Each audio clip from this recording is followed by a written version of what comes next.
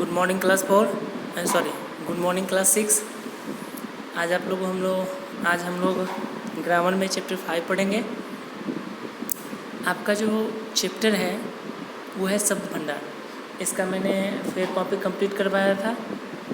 बस आप सबको क्या करना है कि ये वीडियो केयरफुली देखना है और न सिर्फ वीडियो देखना है बल्कि समझना है, और समझने के बाद कोई दिक्कत अगर होती है तो आप आज की क्लास में इसका डाउट पूछेंगे, ठीक है। तो शब्द भंडार कितने तरह के होते हैं? तो पहला होता है आपका पर्यायवाची, दूसरा होता है विलोम शब्द, तीसरा होता है अनेकार्थी शब्द, चौथा होता है अनेक शब्दों के एक शब्द, और एक होता है श्रुति सम भिन्नार्थक शब्द। तो आइए सबसे पहले हम लोग पर्यायवाची शब्द को देखते हैं। तो समान अर्थ देने वाले शब्दों को पर्यायवाची शब्द कहते हैं। समान अर्थ का मतलब क्या होता है? जैसे एक एग्जाम्पल हम देखेंगे, घर का होता है भवन निकेतन गृह। तो घर का मतलब भवन भी होता है, निकेतन भी होता है, गृह भी होता है। हम तीनों कह सकते हैं। मतलब क्या, तीनों का मतलब जो अर्थ होगा ना बिल्कुल एक दूसरे से के समान होगा। ऐसे शब्द क्या कहलाते हैं? पर्यायवाची शब्द कहलाते हैं। जैसे शत्रु का है रिपु, बैरी, दुश्मन। संसार का विश्व, दुनिया, जग। कोकिल का कोयल, पिक, श्यामा आदि। इस तरह से कई सारे आपके और भी पर्यायवाची शब्द दिए हुए हैं, उसको आप लोग देख लेंगे, ठीक है। आइए हम लोग दूसरा देखते हैं विलोम शब्द। विलोम का मतलब होता है उल्टा, है ना।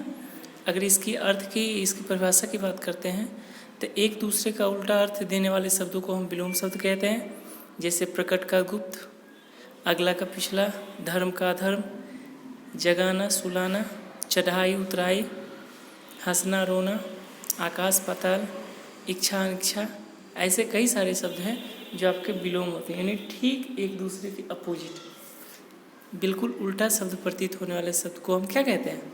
विलोम शब्द कहते हैं। कुछ और विलोम शब्द है जिसे आप सब देखेंगे। अगला है आपका अनेकार्थी शब्द। अनेकार्थी का मतलब होता है कि ऐसे शब्द जिनके अर्थ एक से अधिक होते हैं, जिनके अर्थ जो है एक से अधिक होते हैं, ऐसे शब्द को अनेकार्थी शब्द कहते हैं। जैसे अगर हम देखते हैं कनक, कनक का गेहूँ भी होता है, सोना भी होता है और धतूरा भी होता है। उसी तरह से नग का पहाड़ होता है, नगीना होता है, वृक्ष होता है। उसी सृष्टि है तो सृष्टि का संसार होता है, उत्पत्ति होता है और निर्माण होता है। मतलब हम देख रहे हैं कि शब्द एक है लेकिन इसके अर्थ, अगर हम पहला कनक की बात करते हैं तो पहला कनक के 3 अर्थ हैं और तीनों का अर्थ अलग हो जाएगा। ये नहीं कि तीनों का मतलब एक है। गेहूँ का अलग अर्थ होगा, सोना का अलग अर्थ होगा और धतूरा का अलग अर्थ होगा। ये समझ में आ गया? कुछ और एग्जाम्पल्स हैं जिसको आप लोग देख लेंगे, ओके। और आपके पास बुक होगा ही। अगर बुक नहीं होगा तो वीडियो देखने के बाद वो बच्चे बोलेंगे कि सर मेरे पास बुक नहीं है, पीडीएफ भेज दीजिए, तब मैं पीडीएफ भेज दूँगा। चलिए हम लोग आगे देखते हैं। अनेक शब्दों के लिए एक शब्द। कुछ ऐसे शब्द होते हैं जो प्रायः बड़े होते हैं। जैसे हम लोग सपेरा बोलते हैं, तो सपेरा किसको बोलते हैं? जो सांप का खेल दिखाता है ना, या फिर जो गीत गाता है, हम लोग उसको सरल भाषा में क्या बोलते हैं? गायक बोलते हैं। तो इसका परिभाषा हो जाएगा कि अनेक शब्दों के स्थान पर एक शब्दों का जो प्रयोग किया जाता है वही शब्द आपका क्या कहलाता है? अनेक शब्दों के लिए एक शब्द कहलाता है। जैसे जो दूसरे से ईर्ष्या करता है, ईर्ष्यालु। अगर हम ईर्ष्यालु बोल देते हैं उसका मतलब सामने वाले को समझ में आ जाता है कि इसका अर्थ होता है जो एक दूसरे की से ईर्ष्या करता है। फिर अगर शक्ति के अनुसार की बात करते हैं तो यथाशक्ति, पुत्र की वधू, पुत्र वधू, जिसके पास धन ना हो, निर्धन आदि। ऐसे कई सारे एग्जाम्पल्स हैं जिसे आप सब देखेंगे, ठीक है। यहाँ तक कोई दिक्कत? हम लोग आगे बढ़ते हैं। कुछ और एग्जाम्पल्स दिया हुआ है जिसे आप सब देख लेंगे, ओके। अब है श्रुति सम भिन्नार्थक। भिन्नार्थक का मतलब होता है अलग अलग अर्थ देने वाले।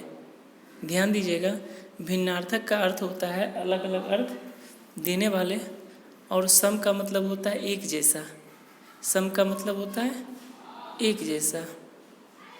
जैसे हम इसकी परिभाषा देखेंगे, ऐसे शब्द जो सुनने में समान लगते हैं परंतु इनके अर्थ अलग अलग होते हैं उन्हें श्रुति संभिन्नार्थक शब्द कहते हैं।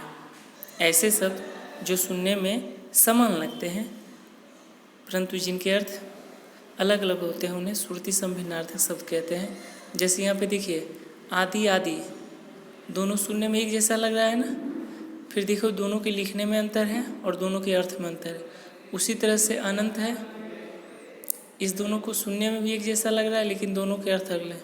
इस तरह से कई और सारे इसमें एग्जाम्पल्स दिए हुए हैं जिससे आप सभी बच्चे पढ़ लेंगे और जहाँ जो समझ में नहीं आएगा आप पूछ सकते हैं। यहाँ पे कुछ नोट्स दिया हुआ है कि श्रुति संभिन्नार्थक शब्द सुनने में एक जैसे होते हैं परंतु अर्थ भिन्न होते हैं। अनेक शब्दों के लिए एक शब्द ऐसे शब्द होते हैं जो अनेक शब्दों के बदले में आते हैं। एक शब्द के कई अर्थ देने वाले शब्द अनेकार्थी शब्द कहलाते हैं। विलोम शब्द वे होते हैं जो एक दूसरे का उल्टा शब्द देते हैं और पर्यायवाची शब्द वे होते हैं जो समान अर्थ देते हैं। यहाँ तक समझ में आ गया? आइए हम लोग चैप्टर 6 का वीडियो देखते हैं। चैप्टर 6 है आपका उपसर्ग। उपसर्ग किसे कहते हैं? तो ऐसे शब्द या शब्दांश जो किसी शब्द के पहले लगकर उस शब्द के अर्थ में परिवर्तन कर देता है। ऐसे शब्द या शब्दांश जो किसी शब्द के पहले का अर्थात मतलब क्या होगा? जैसे उपहार है तो उप जो है हार में पहले जो लग गया उप, यही आपका हो गया पहले का मतलब होता है जो शब्द लिख रहे हैं उस शब्द से पहले जो शब्द लगता है उसे ही हम लोग क्या कहते हैं? उपसर्ग कहते हैं। उपसर्ग के यहाँ पे 4 भेद बताए गए हैं। संस्कृत के उपसर्ग, हिंदी के उपसर्ग, उर्दू के उपसर्ग और संस्कृत के उपसर्ग। अब इसमें कुछ एग्जाम्पल दिया हुआ है कि संस्कृत के कुछ उपसर्ग हैं जिसे हम देखेंगे। तो उपसर्ग हो गया पहला कॉलम में, उसके पहले कॉलम में जो लिखे उपसर्ग हैं उसके क्या अर्थ होते हैं और इससे क्या शब्द बनाए जाते हैं, है ना? तीनों दिया हुआ है। जैसे हम देखेंगे, अभी का अर्थ होता है सामने और इससे शब्द बनने वाले होते हैं अभिमान, अभिनय, अभ्यास नहीं होगा, अभिनव, है ना? इस तरह से कई सारे और हम शब्द बना सकते हैं। तो आप लोग इसको देख लोगे। फिर हिंदी में उपसर्ग हैं, जैसे अ है, अ का अर्थ होता है अभाव, तो अ से बनने वाले शब्द अमर हो गया, अचल हो गया, है ना? आगे है उर्दू के उपसर्ग। तो उर्दू के उपसर्ग जो हैं आपका है यहाँ पे खुश का मतलब होता है श्रेष्ठ और इससे बनने वाले शब्द हैं खुशहाल, खुशबू आदि। अब है अगले संस्कृत के अव्यय। इसको उपसर्ग ना करके हम अव्यय कहते हैं। जैसे अतः का मतलब होता है भीतरी, जिससे हम शब्द बना देते हैं अंतःकरण, अंतःपुर। फिर अ है, अ का अभाव होता है, इससे बनने वाले शब्द अशोक, अकाल आदि। यहाँ तक समझ में आ गया? आइए हम लोग चैप्टर 7 देखते हैं, प्रत्यय। प्रत्यय कहते किसे हैं? कि ऐसे शब्द या शब्दांश जो किसी शब्द के अंत में लगकर उसके अर्थ बदल देते हैं उसे प्रत्यय कहते हैं। जैसे हमने अभी उपसर्ग पढ़ा था जो शब्द के प्रारंभ में लग करके उसके अर्थ बदलते थे, और यहाँ पर प्रत्यय है, ये शब्द के अंत में लग करके उसके अर्थ को बदल देते हैं। ऐसे शब्द क्या कहलाते हैं? आपके प्रत्यय कहलाते हैं। प्रत्यय के 2 भेद होते हैं। पहला है कृत प्रत्यय। ऐसे प्रत्यय जो क्रिया के मूल रूप धातु के साथ लगकर संज्ञा या विशेषण शब्दों की रचना करते हैं उसे कृत प्रत्यय कहते हैं। जैसे पढ़ जोर आई, पढ़ाई, इसमें पढ़ आपका धातु है और आई क्या हो गया? प्रत्यय। तो धातु और प्रत्यय मिलने से शब्द जो नया बनता है वो आपका है पढ़ाई। जैसे यहाँ पे कुछ कॉलम दिया हुआ है, अंत है आपका प्रत्यय है, मूल शब्द रट के साथ लगा सकते हैं या पढ़ के साथ लगा सकते हैं। तो रट के साथ अंत जोड़ेंगे तो रटंत हो जाएगा, पढ़ के साथ अंत जोड़ेंगे तो पठंत होगा। इसमें आपका क्या है? क्रिया धातु हो गया आपका ये